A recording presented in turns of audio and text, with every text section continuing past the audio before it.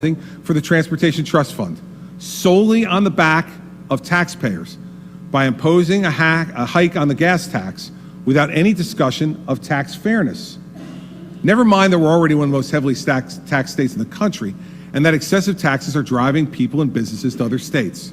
And never mind that my administration has repeatedly welcomed and continues to welcome legislative leadership to reach a sensible, equitable agreement on this issue. In fact, as many of you know, I was ready to act last year, and Democrats in this chamber refused because of your midterm elections. That's the fact. Now, the TTF was last renewed 5 years ago, and that authorization is expiring because that was the length of the term. Now, to imply that the TTF is in crisis and is suddenly and unexpectedly running out of money is just a politically driven mischaracterization. Remedies for any fix of the TTF cannot be made in a vacuum, and I will not permit them to be made in a vacuum. The reality is that New Jersey is fully able to support the current capital program as originally proposed in the current 5-year authorization. And if you listen to some of the reports on this, you would think that we're not doing anything right now. We're spending the same $3.2 billion this year that we spent last year, that we spent the year before that, and the year before that. $3.2 billion a year on our roads. But you listen to some of you in this chamber and some of the folks in the media, you would think that all spending on infrastructure is stopped, that the state is collapsing. It's ridiculous. We have a TTF to reauthorize. My administration continues to examine ways to control cash flow and make the most of every taxpayer dollar that the TTF spends. So, I'm ready to wait for realistic proposals and for a legitimate discussion on tax fairness, not just tax hikes. And my administration has been hard at work analyzing cost drivers and ways to maintain its roadways in a more cost-effective manner. But let me be clear, there is plenty of time to reach a reasonable agreement, but it will need to be the right one for the people who matter the most, the hardworking taxpayers of the state of New Jersey. As if an isolated gas tax hike and 79% government-mandated wage increase on our small businesses isn't enough, New Jersey families and businesses continue to face the potential of another economy-killing proposed constitutional amendment which seeks to divide our state between the government world and the real world. The constitutional amendment mandates pension payments and places government workers ahead of every other citizen of the state in our state budget. Approval of this amendment would place government workers ahead of students, ahead of our hospitals, ahead of the disabled, ahead of our seniors, and the burden of the cost would be put on the backs of the taxpayers. Taxpayers who do not receive anything close, not even close, to these levels of benefits, not in their lives, but they would be required to pay for exactly what the public sector unions have demanded: platinum level health benefits, exorbitant pensions for life. Now, how out of line are these benefits from the real world everyday New Jerseyans live in? Take the average government worker who pays $126,000 for their pension and health benefits over a 30-year career total. Their return, $2.4 million in benefits. This is not the real world that New Jerseyans live in every day. This chamber should not divide our state between government workers with huge benefits and everyday New Jersey taxpayers who not only don't have those benefits, but also must pay for them for a privileged few. There is an option to avoid this. Our nonpartisan commission has put forward a plan to save $2 billion on government worker health benefits and use that money to save the pension system. Failure to do this will raise taxes, it will cut municipal aid, it will hurt students and the disabled, and it will take aid from our seniors. We can work together to avoid this, and I am ready to work with all of you. But the question is, can we put aside partisanship and the special interests and put all New Jerseyans first? If the answer to that is no, only the tax-paying people of this state will suffer. And if you were going to write a playbook for how to wreck the economy we just talked about, which is at its strongest point in 15 years, and divide a state between the haves and the have-nots, this would be the perfect script to do it. Pensions and health benefits already present the largest burden on our budget. Increased pension, employee health benefits, and debt service together account for an astounding 95% of the growth in this budget. You heard correctly, 95%. On pensions, we're proposing to make a $1.9 billion contribution to the state's pension funds. This is $550 million more than last year and in fact, it's the largest contribution in New Jersey history. Our overall commitment to the state pension system is bigger than any previous administration. With this payment, my administration will have made more than $6.2 billion in pension payments. That is nearly double the total of the last 5 governors combined. Now, the problem is a broken system created by unsustainable giveaways given by politicians to their special interest patrons. The reality is that continuing to bury our heads in the sand only grows the problem and diminishes those with the courage to take on this challenge. I know you have the courage to make hard choices. I know you do, because we've made them together in the past. For our children and our grandchildren, we simply cannot move in the wrong-headed and backwards direction of locking in platinum-plated benefits in the Constitution at the expense of hard-working, tax-paying families of our state. Now, at the same time, I'm not willing to let gridlock and politics stop our progress on this issue. In order for the state to be able to afford this pension payment and protect valuable priorities for the rest of our citizens, this budget calls for $250 million in savings from public employee and retiree health costs.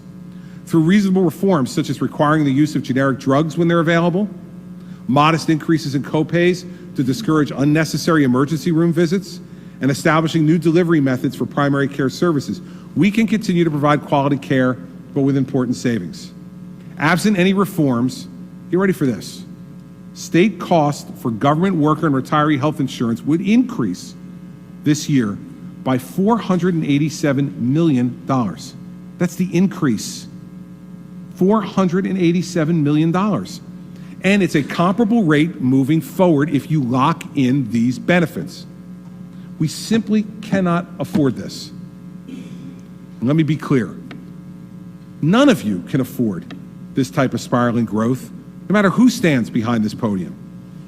Left unchecked, this will kill our ability to cover the costs of essential services that we expect of government, protecting our most vulnerable, making investments in our schools and infrastructure, attracting business, and for those who care about the future viability of their pensions, our ability to make adequate payments to that system as well.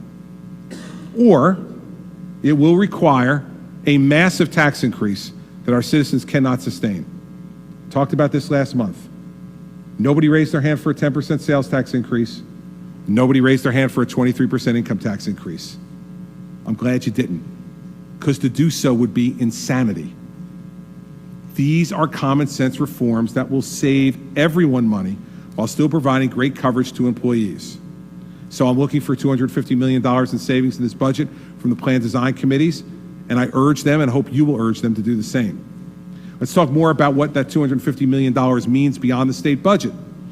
Yeah, it's state savings, and that'll help everyone, but $250 million in state savings means another $200 million in savings for local governments, school districts, and the property taxpayers that fund them. That's real property tax relief, another $200 million. And how about for the employees themselves? Well, they're going to save $100 million because it'll reduce their premium share if we reduce the amount of the premium itself. That's less money coming out of the employee's pocket every paycheck. It's a win-win-win for our citizens. And this isn't pie-in-the-sky request. It's not experimentation. It's been done before with great success here in New Jersey. There are local governments that have already moved out of our state health care plan to address the escalating costs. They're innovating with new health plans. They're collaborating with their employees and generating year-over-year savings. Senator Allen knows well that this just happened in Burlington County.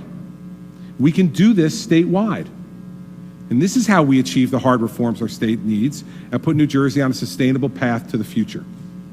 We can continue to serve all the people of our state well, while preserving the fiscal restraint that has brought stability to our state over the last 6 years.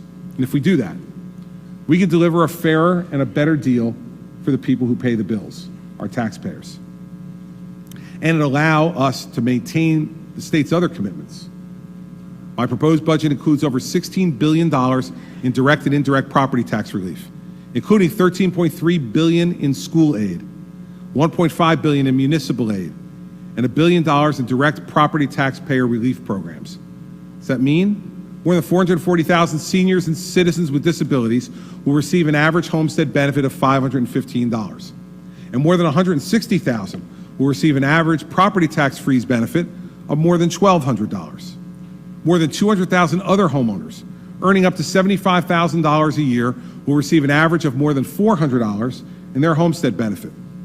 We're also going to continue working to extend our support to the most vulnerable members of our society. We're going to continue assisting and investing in housing assistance programs for low-income individuals, as well as individuals with developmental disabilities. Now, some of you in this room have begun to turn your attention to some of these issues affecting our most in-need residents. I want to welcome you to that discussion about how we're serving the most vulnerable, those facing housing uncertainty, and how we're going to help those in the grips of poverty. This year, we're maintaining more than $17 million in state and federal funding for the Division of Family Development's Social Services for the Homeless program. We're also committing $42 million for the State Rental Assistance Program and more than $14 million for homelessness prevention and emergency shelters throughout New Jersey. Because of this commitment, we have made startling progress in reducing homelessness and giving people the hand up they need to end the cycle that housing uncertainty contributes to. Now, listen to these statistics, because I have to tell you the truth, I was surprised as anybody to hear how well we've all done in this area. In 2015, homelessness is a staggering 41% lower than it was 8 years ago. And from 2014 to 15 alone, we reduced the number of homeless in New Jersey by nearly 14%. The rates of homelessness among families with children declined 25% in 2015. Through a volatile and tough economic period, we protected these programs and reformed government to work better.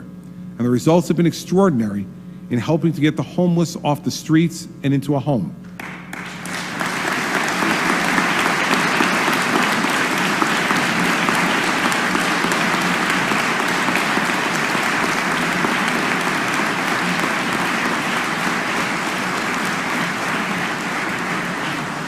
When it comes to healthcare, too, we're making some important investments that will change and save lives.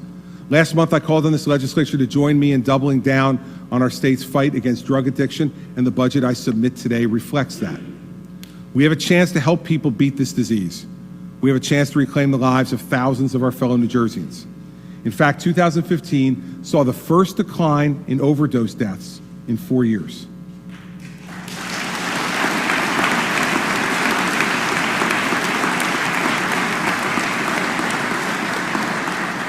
That's why we're making a historic investment of more than $100 million in state and federal funds to extend access to care for mental health and substance abuse. By providing more competitive reimbursement rates for services and providers, we have a chance to dramatically